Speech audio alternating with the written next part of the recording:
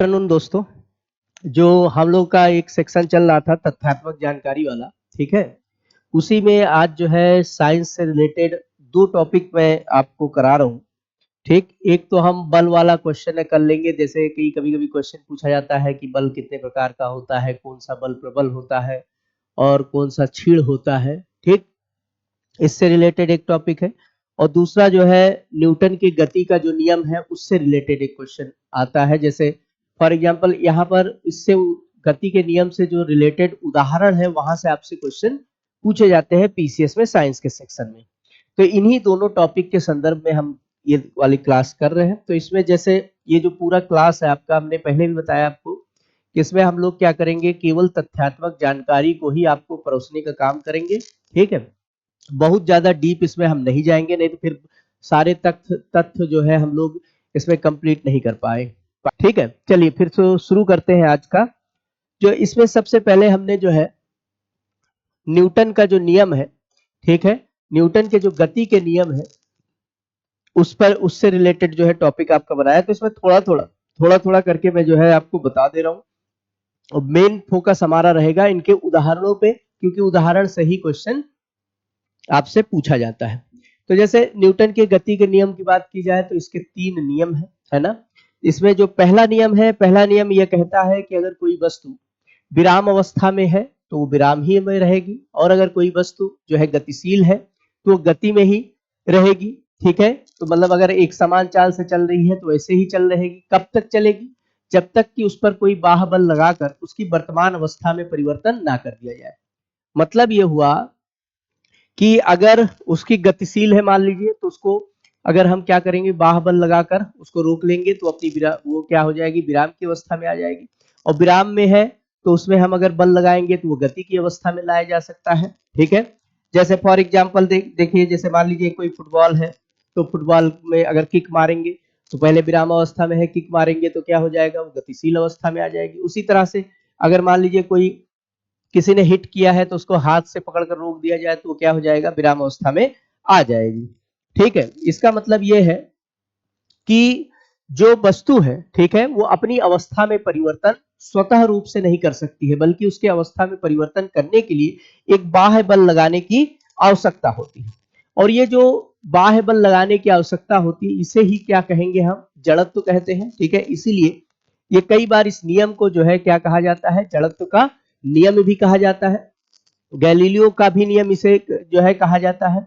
लेकिन जो मूल चीज अपने को यहाँ पर देखना है वो है, अपने को उदाहरण देखना है, इससे बार बार जो है आपसे क्वेश्चन पूछा जाता है। ठीक है, तो मतलब बल एक तरह का वो कारक होगा जो किसी भी वस्तु के स्थिति परिवर्तन के लिए क्या होगा, उत्तरदायी होगा।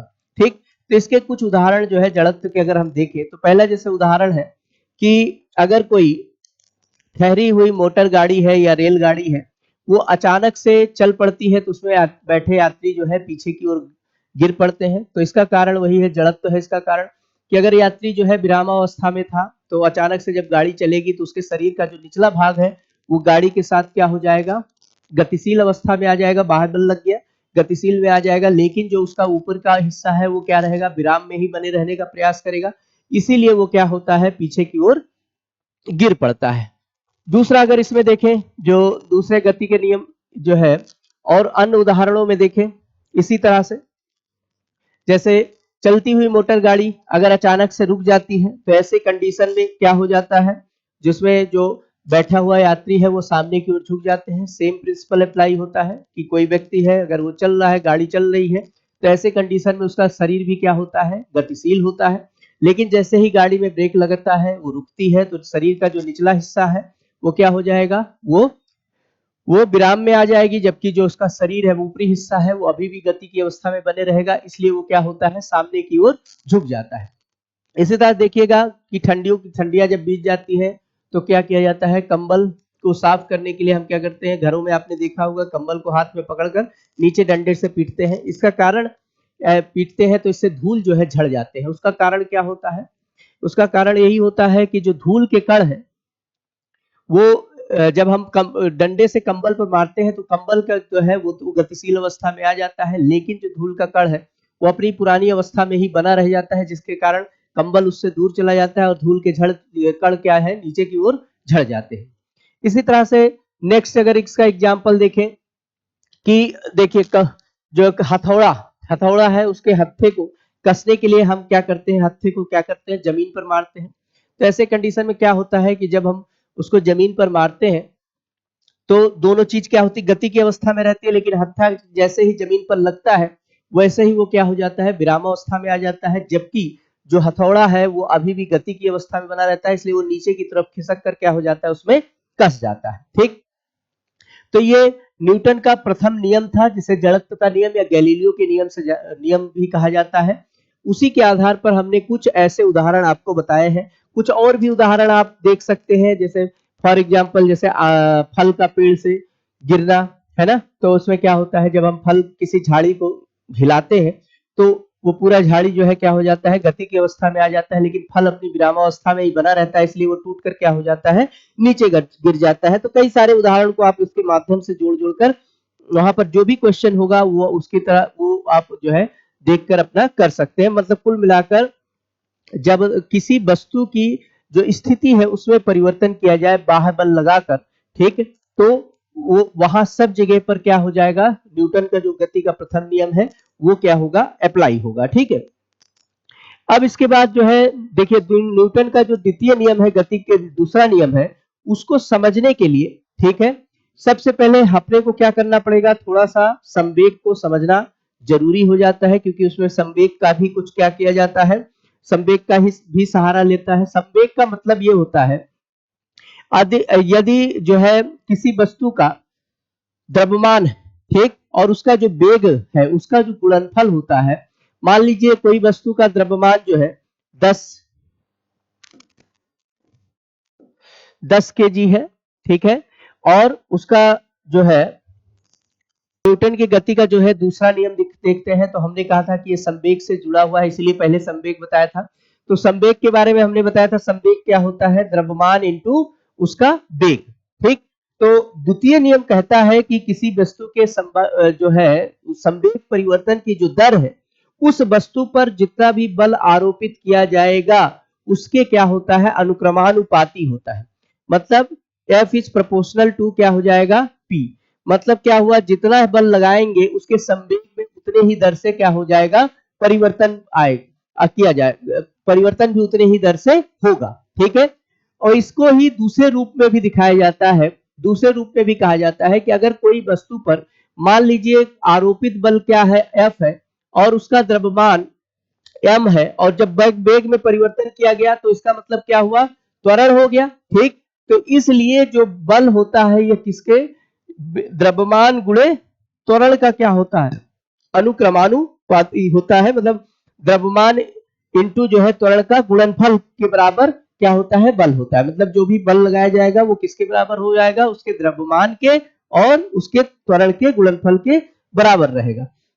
अगर मान लीजिए किसी कंडीशन में जो है कोई भी बल न लगाया जाए तो F बराबर क्या हो जाएगा, 0 हो जाएगा। ठीक, अगर ए क्या हो जाएगा, 0 हो जाएगा। मतलब अगर कोई वस्तु पर बाह्य बल न लगाया जाए तो उसका त्वरण उत्पन्न ही नहीं होगा, मतलब उसकी अवस्था में कोई भी परिवर्तन नहीं रहेगी। मतलब वस्तु अगर विराम में है तो विराम ही रहेगी, और अगर नियत चाल से चल रही है तो उसी चाल से चलती रहेगी। इसलिए अगर न्यूटन का द्वितीय नियम देखा जाए तो ये कहीं ना कहीं जो पहले नियम का ही क्या है, एक तरह से अंग है। ठीक, इसके बाद जो है इतनी बात आप ध्यान रखिएगा। उसके बाद तृतीय नियम को साथ में मिलाकर हम लोग जो है इसको देखेंगे।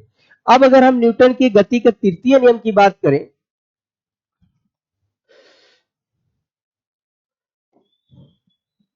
तो इस नियम में यह कहा गया है, ठीक है, कि प्रत्येक क्रिया के बराबर लेकिन उसके विपरीत दिशा में क्या होती है, प्रतिक्रिया होती है। मतलब अगर किसी वस्तु पर हम जो है बल लगा रहे हैं, क्या F1 लगा रहे हैं, ठीक, तो ये बराबर क्या हो जाता है, -F2 के बराबर हो जाता है। मतलब इसके प्रतिक्रिया के बल के बराबर हो जाता है। मतलब जितना हम इस पर बराबर बल लगा रहे हैं उतना है उसके विपरीत दिशा में भी क्या होता है, बल लगता है। ठीक, इसे ही कहा जाता है क्रिया प्रतिक्रिया का नियम। जो सबसे ज्यादा एग्जाम्पल आपके पूछे जाते हैं आपको इसी क्रिया प्रतिक्रिया नियम से ही पूछा जाता है। साथ ही साथ इसमें कुछ उदाहरण ऐसे भी हैं जो संवेग संरक्षण के सिद्धांत पर आधारित होते हैं और कई बार वो एक समान ही प्रतीत होते हैं। तो इसलिए जो है ये थोड़ा सा जो है समझना जरूरी हो जाता है। जैसे इसका उदाहरण कैसे है, जैसे अगर हम बंदूक से गोली चलाने पर जो चलाने वाला है उसको पीछे की ओर क्या हो जाता है, वो उसको धक्का लगता है। इसका कारण ये होता है कि जब हम मान लीजिए बंदूक का ट्रिगर दबाते हैं तो ऐसे कंडीशन में बारूद जो होती है उसकी गैस बन जाती है और वो गैस के फैलने के कारण गोली बहुत जोर से आगे की ओर क्या कर दी जाती है, फेंक दी जाती है। इसके बदले में गोली भी उस पर इतने ही बल लगाती है लेकिन विपरीत दिशा में, ठीक है।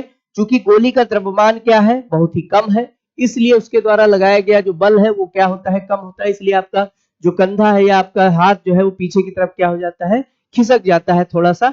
तो ये किसके कारण है, क्रिया प्रतिक्रिया बल के कारण है। इसी तरह से अगर आप नाव पर सवारी कर रहे हैं, ठीक है, तो ऐसे कंडीशन में जब नाव किनारे पर पहुंचती है और आप जो है नाव से उतरते हैं कूद कर, जैसे मान लीजिए बीच में थोड़ा सा पानी रहता है तो आप उससे बचने के लिए कूद कर क्या करते हैं, सूखी जमीन पर उतरते हैं। तो ऐसे कंडीशन में क्या होता है कि जब आप क्या करते हैं, कूदने के लिए नाव पर पांव से दबाव लगाते हैं तो वही दबाव जो है उसके विपरीत दिशा में नाव के द्वारा लगाया जाता है, जिससे वो आपको जंप करा देता है और आप आसानी से क्या हो जाते हैं, किनारे पर आ जाते हैं। ठीक, इसके अलावा सूर्य और जो पृथ्वी का आकर्षण है, जानते ही हैं कि सूर्य क्या करता है, पृथ्वी को आकर्षण बल से अपनी तरफ खींचता है, तो पृथ्वी भी उतने ही बल से जो है विपरीत दिशा में खींचती है, जिसे आप केंद्रीय बल के नाम से जाना जाता है। इसी तरह से चंद्रमा भी करती है। तो चूंकि पृथ्वी क्या है, इस पिंड एक जो है ठोस पिंड है, इसलिए उस पर वो आकर्षण बल आपको दिखाई नहीं देता, लेकिन जो पृथ्वी के चारों ओर जल है, ठीक, उस जल पर आपको यह आकर्षण बल क्या होगा, दिखाई देता है। इस कारण से देखिए पानी जो होते हैं जहां पर आकर्षण बल लगता है, जैसे फॉर एग्जांपल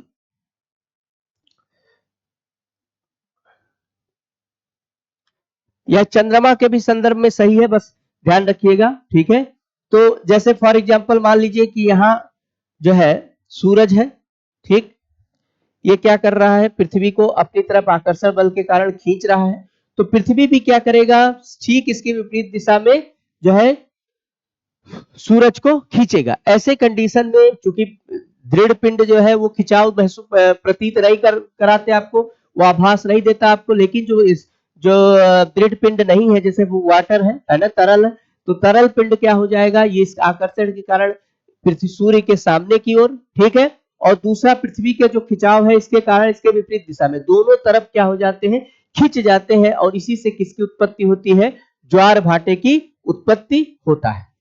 इसी तरह से देखिए घोड़ा गाड़ी का खींचा, है ना, जब घोड़े के द्वारा, ठीक है, घोड़ा गाड़ी को खींचा जाता है तो गाड़ी भी विपरीत दिशा में उसे खींचती है। घोड़ा अगर उसे आगे की ओर खींच रहा है, मान लेते हैं अगर F1 बल से घोड़ा जो है उसे आगे की ओर खींच रहा है और F2 बल से जो है ये घोड़ा गाड़ी भी उसे अपनी तरफ क्या कर रहा है, खींच रहा है। तो ऐसे कंडीशन में क्या होता है कि अगर दोनों बल ठीक बराबर होता तो ऐसे कंडीशन में गाड़ी कभी भी क्या नहीं होती, आगे नहीं बढ़ पाती, वहीं पर वहीं की वहीं स्थिर रह जाती। लेकिन जब F1 बल जो घोड़े के द्वारा लगाया गया बल है ये ज्यादा हो जाता है, तो ऐसे कंडीशन में ये गाड़ी जो है क्या हो जाती है, आगे की ओर खिसकती जाती है। मतलब एक समय जब इसके बाद बल लगाएगा तो ये बल क्या हो जाएगा, ज्यादा हो जाएगा, इस बल के कारण ये क्या हो जाएगा, आगे की ओर चल पड़ती है। नहीं तो सामान्य कंडीशन में घोड़ा जिस बल से उसे सामने की ओर खींचेगा उसी बल से गाड़ी भी उसे अपने पीछे की ओर खींचेगी। लेकिन जब ज्यादा बल लगेगा, ठीक, तो घोड़े के द्वारा जो भूमि पर लगाया गया बल है, ठीक है, वो क्या हो जाएगा, वो ज्यादा हो जाएगा बनिस्पत पहियों के द्वारा लगाया गया बल, इसलिए घोड़ा गाड़ी क्या हो जाती है, आगे की ओर बढ़ती चली जाती है। इसी तरह से एक उदाहरण है, जैसे रॉकेट का उदाहरण है ना। रॉकेट कैसे सतह से ऊपर उठती है, तो जब रॉकेट को बूस्ट किया जाता है, ठीक है, तो ऐसे कंडीशन में जब गैसें बड़ी तेजी से क्या होती हैं, सतह की ओर निकलती है, तो ये क्या होंगी, जब गैसें नीचे धरती पर हिट करेगी तो ये विपरीत दिशा में भी एक बल क्रिएट होगा, ठीक है, और इस बल के ज्यादा होने के कारण ये धीरे धीरे क्या हो जाएगा, ऊपर उड़ जाएगा। ठीक, इसी तरह से जेट हवाई जहाज होता है, ठीक है, तो इसमें भी क्या होता है, जो जेट हवाई जहाज होता है वो विस्फोट के द्वारा जो है गैस को जेट के द्वारा के पीछे की ओर खींचता है, जिससे पीछे की ओर फेंकता है, और उसके कारण जो है जो गैस है वो भी जेट को आगे की ओर धक्का देती है, इससे जो होता है जेट क्या हो जाता है, आगे बड़ी तेजी से बढ़ जाती है। तो जितनी तेजी से ये विस्फोट बाहर निकलेगा उतनी ही तेजी से गाड़ी आगे भी निकलेगी। तो ये कुछ उदाहरण है जो क्रिया प्रतिक्रिया के नियम से संबंधित है, ठीक है। इसको जो है कई बार संवेग संरक्षण नियम के साथ भी क्या किया जाता है, इसको समझा जाता है, ठीक है। इसको समझ सकते हैं, गति के तृतीय नियम पर आधारित होता है, ठीक। जैसे संवेग संरक्षण का नियम यह कहता है कि अगर कोई कणों के किसी समूह, यहां पर ध्यान रखना है, किसी समूह या निकाय पर, ठीक, मान लीजिए कोई कण का कोई समूह है या कोई एक निकाय है, सिस्टम है, उस पर कोई बाह्य बल नहीं काम कर रहा है, तो ऐसे कंडीशन में इसका जो संवेग है पी एम इंटू बी, ये क्या रहेगा, हमेशा नियत बना रहेगा। मतलब इसमें कोई भी परिवर्तन नहीं उत्पन्न होता है। तो जैसे हमने अभी बंदूक से गोली छोड़ने की बात करी थी, तो जब बंदूक से गोली छोड़ा जाता है तो बंदूक क्या करती है, गोली को बड़े वेग से आगे की ओर क्या करती है, फेंकती है। इससे गोली में आगे की दिशा में क्या हो जाता है, संवेग उत्पन्न हो जाता है। तो गोली भी क्या करती है, बंदूक पर प्रतिक्रिया बल लगाती है, जिससे कि व्यक्ति जो चला रहा है, मतलब यह हुआ कि बंदूक भी पीछे की दिशा में ही उतने ही संवेग क्या कर रही है, उत्पन्न कर रही है। मतलब जितना ये संवेग है ये फिक्स रहा, और गोली के द्वारा जो पीछे की ओर संवेग उत्पन्न किया जा रहा है वो भी फिक्स रहा। तो दोनों संवेग क्या हो गए, नियत रह गए। तो ये भी उतना ही बल पीछे लगाई, जिसके कारण जो है क्या हो जाता है, व्यक्ति पीछे हटता है। तो जैसे जेट वाला उदाहरण है, गोली का उदाहरण है, ये भी कहीं ना कहीं संवेग संरक्षण के नियम से भी क्या है, जुड़ा हुआ है, ठीक। तो ये दोनों कई बार उदाहरण कई बार देख लीजिएगा, तो जहां पर उस तरह से हो, जेट का उदाहरण हो गया या गोली का चलना हो गया, रॉकेट का ऊपर उठना हो गया, ये सारे संवेग संरक्षण सिद्धांत के माध्यम से भी क्या हो सकते हैं, समझाए जा सकते हैं। तो ये न्यूटन के गति के नियम थे 3, ठीक है, और उन पर आधारित जो है कुछ हमने आपको यहाँ पर उदाहरण दिखाए हैं। अब आपको करना क्या है, इन तीनों नियमों को समझ लेना है। जरूरी नहीं है कि जो मैं उदाहरण बता रहा हूँ इसी से ही क्वेश्चन पूछा जाए, ठीक, बल्कि आपको ये चेक करना होगा, वहां पर कोई उदाहरण जैसे मान लिया दिया गया आपको, तो आप देखिए कि वो गति के किस नियम के द्वारा उसे समझाया जा सकता है, उसके आधार पर आप आंसर करेंगे। बाकी थोड़ा बहुत हमने आपको समझा दिया है यहाँ पर। तो ये कम मतलब हम उन फैक्ट की इसमें बात कर रहे हैं जो थोड़े बहुत जो है कॉन्सेप्चुअल बेसिस पर फैक्चुअल क्वेश्चन पूछे जाते हैं, उनके उन क्वेश्चन को करने में आपको आसानी यहाँ पर होगी, ठीक। नेक्स्ट जो टॉपिक है थोड़ा बल, जैसे बल के बारे में कई बार सिंपल से क्वेश्चंस पूछे जाते हैं आपसे, ठीक। तो उससे जो है उससे संबंधित, तो अभी हमने जब गति का नियम पढ़ा था तो उसमें हमने बताया था बल क्या है, एक बाह्य कारक है जो किसी वस्तु को विरामावस्था में है या उसकी गति की अवस्था है, दोनों में क्या कर सकता है, परिवर्तन कर सकता है। मतलब बल ही के माध्यम से, मतलब वो बाह्य कारक है जिसके माध्यम से हम किसी वस्तु की स्थिति में क्या कर सकते हैं, परिवर्तन कर सकते हैं, उसे ही बल कहा जाता है। उदाहरण हमने अभी पीछे बताया था, जैसे फुटबॉल है, उसको किक मारकर हम, अगर वो रखी हुई है, किक मारकर हम उसको गति की अवस्था में लाते हैं। इसी तरह से अगर कोई गतिशील फुटबॉल है तो उसे हाथ से रोककर हम उसे क्या करते हैं, विरामावस्था में ले आते हैं, ठीक है। इसी तरह से हम बल लगाकर किसी की भी वस्तु के रूप या आकृति में भी परिवर्तन कर सकते हैं। जैसे आप टमाटर लीजिए और उसको हाथ में रखकर जोर से दबाइए तो उसका देखिए आपका उसका रूप और आकृति में क्या हो जाता है, बदलाव आ जाता है, ठीक। तो बल स्थिति परिवर्तन का भी कारक है, साथ ही साथ किसी वस्तु की आकृति का भी परिवर्तन का कारक कौन होता है, बल ही होता है। ये बल जो होते हैं ये मूलतः पुश के रूप में या पुल के रूप में, मतलब धक्का देने या खींचने दोनों के रूप में लगाए जाते हैं। लेकिन जो नेचर में जो बल है ये मूलतः जो होते हैं 4 प्रकार के यहाँ पर बल होते हैं। जितने भी दुनिया के बल हैं सब इन्हीं चारों में ही आ जाते हैं। इसमें से एक गुरुत्वाकर्षण बल होता है, दूसरा विद्युत चुंबकीय बल होता है, तीसरा दुर्बल या क्षीण बल होता है, और चौथा जो होता है आपका प्रबल बल होता है, ठीक। तो इसमें देखते हैं गुरुत्वाकर्षण बल को, ठीक है। गुरुत्वाकर्षण बल क्या है, हर प्रत्येक दुनिया का जो भी कण है, चाहे जो भी आप जिसकी भी आप कल्पना करना चाहते हैं, ठीक, उस हर कोई कण क्या होता है, वो अपने द्रव्यमान के कारण, जो उसका मास है m है, उसके कारण क्या करता है, दूसरे पिंड को क्या करता है, आकर्षित करता है, ठीक। इसे ही जो ये पिंड को आकर्षित करता है इसके कारण इसी को ही क्या कहा जाता है, गुरुत्वाकर्षण बल कहा जाता है। देखिए ये छोटे पिंडों के लिए तो बहुत नगण्य होता है, ठीक।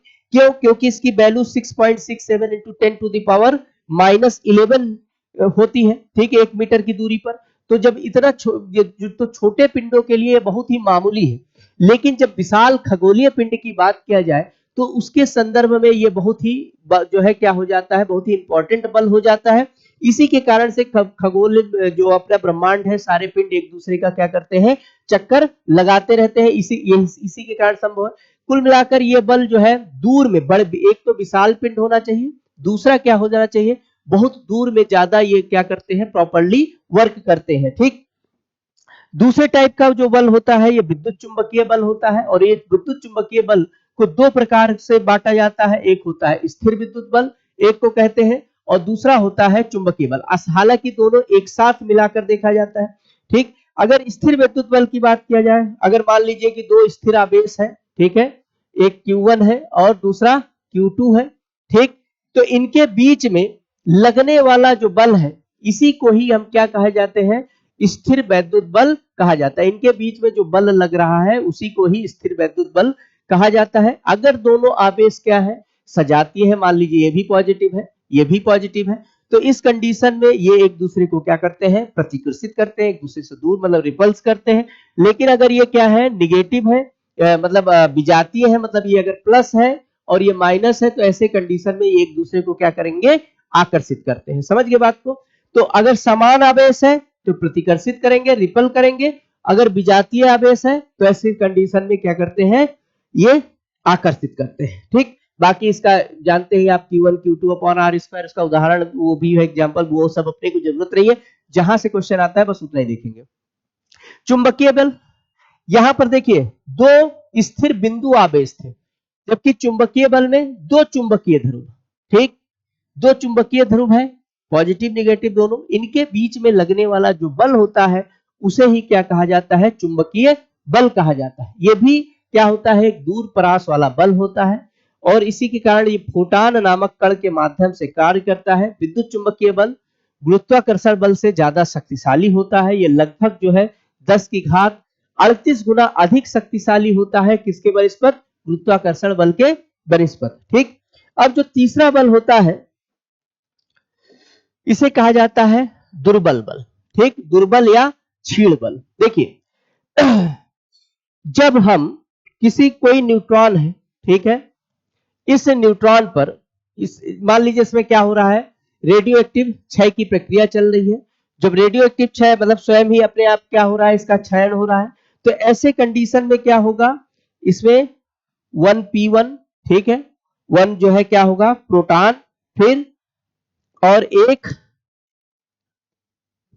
जो है एक इलेक्ट्रॉन, ठीक, और इसी के साथ जो है एक एंटी न्यूट्रिनो भी क्या होता है, निकलता है, ठीक।